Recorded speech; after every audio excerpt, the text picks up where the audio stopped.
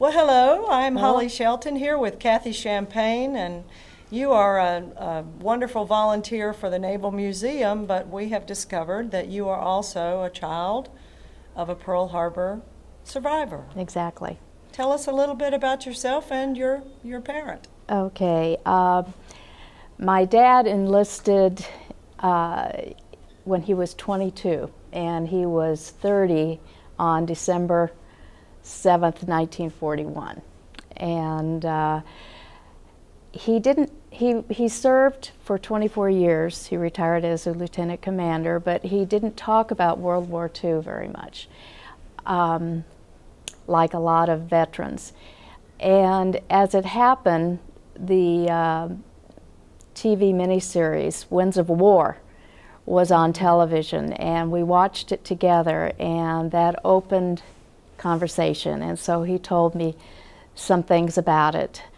On December 7th, he was on the USS California, and what's interesting is that the fictional character Pug their lives crossed twice during the war, both at Pearl Harbor and at the rescue of the survivors of the Indianapolis.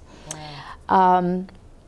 He told me that they had been on Ford Island supporting the USS California Band, and John Rutledge. Absolutely. From Pensacola. And what was your dad's name? We haven't said his name. Oh, I'm sorry. Oh, I forgot to ask. Yeah, James Gilbert Arthur, and he was known as Gib. And what was his date of birth? December 10th, 1911. According to the novel, Pug was on his way to take over skipper of the USS California, and so I asked him, was that true? Was there really, you know, obviously not Pug, but was there going to be a new skipper? Oh yeah, he said they had that ship polished from stem to stern, and they were ready to receive the new skipper. And so that Sunday, well, I guess I started to say the night before, they had been on Ford Island with the bands competing. And they said it was a late night. It was a late night, yeah. I think Dad probably got the last boat back to the ship. And so he was up Sunday. He said he'd just gone topside to get the paper, and all of a sudden the alarms were sounding, and his first thought was, what's that, what's the skipper pulling now? And then all of a sudden he heard gunfire. Yeah. So the way he described it, he slid down the rail, his feet never hit a single tread. That's the way they would go in a hurry. And what I thought was really so interesting, he said that everyone responded immediately.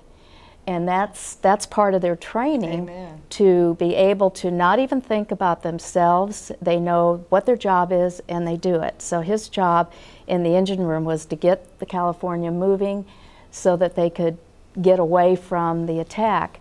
Because they were aiming for them. Exactly. They wanted to destroy the fleet. Fortunately, the aircraft carriers were not in Pearl at the time, and that was very fortunate. Mm-hmm. The California took a hit, and Dad was knocked unconscious, and that's all he saw. The attack. Was he hit with shrapnel, or did he know? It was just the concussion from. He was down in the engine room. They were trying to get the ship moving. He said that he came to on Ford Island with a tag on his toe. He says in his skivvies. And he was hit hard. Yeah. So anyway, he rummaged in the lockers to get some sort of clothing to wear, and he ended up finding Marine officers. But it was clothes, and so he went out. He might have caught some flack for that.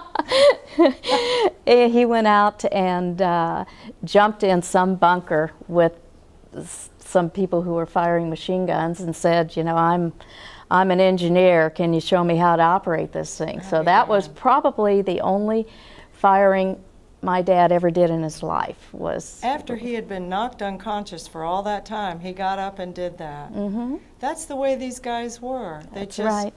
They were selfless. I mean, they just did for the country. Exactly. What they were taught to do, and they did it. And they're still doing that. That's the thing that's so now, beautiful. yes. Exactly, exactly Well, there right. were women then, but how long did he serve? 24 years. We retired in Rhode Island in '57, I believe it was. Is there anything else you'd like us to know about your dad? Obviously, he had a wonderful daughter. Do you have any brothers or sisters? I have 2 sisters.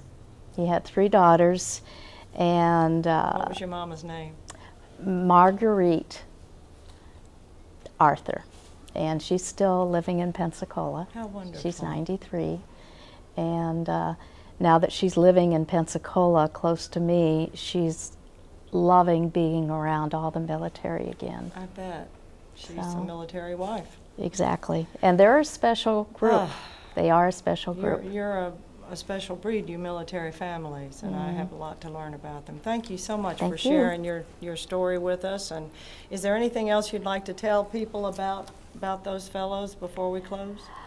I think it's a wonderful project. I think it is so important that these individuals be able to go back and pay homage to, for one thing, some of their buddies who didn't make it through. And I think that's, yeah, I think that's probably the big draw. I think closure is necessary for a lot of them after all this time. They've been carrying that on their hearts for a long time. And some of them are not even yet talking about it. You're right. Well, thank you, Cathy, so much. Holly. It's an honor to know you. Thank you. Thank you. Thank you for what you're doing here.